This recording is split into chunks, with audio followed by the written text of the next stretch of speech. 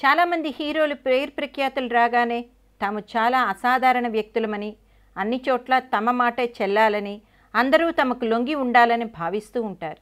నిజ జీవితంలో వారు ఇతర వ్యక్తులతో ప్రవర్తించే తీరు మారిపోతుంది. అయితే అందరూ లొంగరు, కొందరు ఎదురు తిరుగుతారు. ఉదాహరణకు అలా ఎదురు తిరిగి చిత్రసీమలో నిలదొక్కున్న ఏకైక నటి జమున.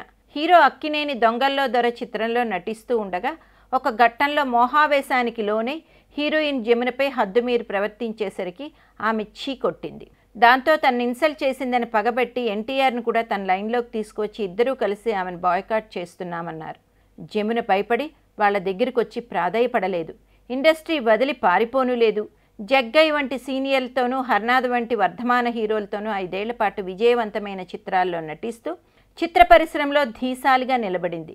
చివరికి గుండమ్మ కథ చిత్రం నాటిక ఆ ఇద్దరు హీరోలే మధ్యవర్తుల ద్వారా రాజీకి రావడంతో మళ్ళీ వాళ్లతో నటిస్తూ యథాప్రకారంగా టాప్ హీరోయిన్స్లో ఒకరిగా కొనసాగింది. సరిగ్గా అటువంటి పరిస్థితే మరో హీరోయిన్కి ఎదురైంది.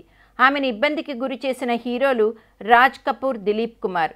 ఈ ఇద్దరి మధ్య నలిగిపోయిన నటి జీవితం తెలుగు చిత్రంలో పరిచయమై హిందీ రంగానికి వెళ్ళి బాహర్, నాగిన్, న్యూఢిల్లీ, నజరానా వంటి అనేక హిందీ చిత్రాల్లో హీరోయిన్గా రాణించిన అందాల తార వైజయంతిమాల.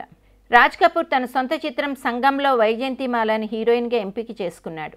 అప్పటికే ఆమె దిలీప్ కుమార్ సరసన లీడర్ చిత్రంలో నాయికగా నటిస్తోంది. షూటింగ్ డేట్స్ క్లాష్ అవుతాయని చెప్పినా మరేం పర్వాలేదు, సర్దుకోవచ్చని చెప్పి ఆమెను ఒప్పించాడు రాజ్ కపూర్. కానీ ఆ తర్వాతే తన చిక్కుల్లో పడినట్లు గ్రహించింది వైజయంతి. ఎందుకంటే సంగం షూటింగ్కి వెళ్లడంతో ఎప్పుడైనా ఆలస్యమైతే ఆమె దిలీప్ కుమార్ గ్రూపుకు చెందిన మనిషిని, అందుకే ఇలా పొగరుగా వ్యవహరించుతుందని అక్కడ వారు అనేవారు.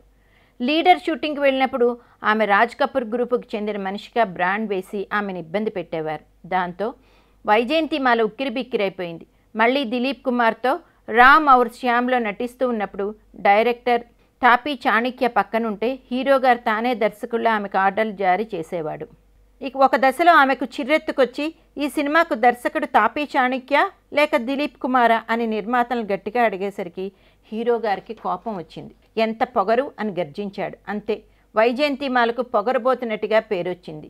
రామ్ ఔర్ శ్యామ్లో ఆమె స్థానంలోకి వహీదా రెహమాన్ వచ్చింది. దాంతో ఈ హీరోల పెత్తందారీ ధోరణులకు విసుగొచ్చిన వైజయంతిమాల జమునలా ధైర్యంగా నిలదొక్కుకోలేక పిరికిదానిలా ఇండస్ట్రీ నుంచి పారిపోయింది. ఓ ప్రతిభావంతురాలైన హీరోయిన్ను చిత్ర పరిశ్రమ కోల్పోయింది.